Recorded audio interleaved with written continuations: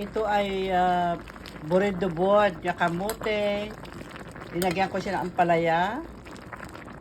At saka yung, alam nyo yung dahon ng ampalaya. Alam mo yung bagas ng kamote, yung ano, masarap ito yung Japanese kamote, masarap ito. Tapos sinagyan ko siya ng dahon ng ampalaya at saka talong. May halo na pampano. Yon, yung pampano na doon sa ilalim. Ito oh.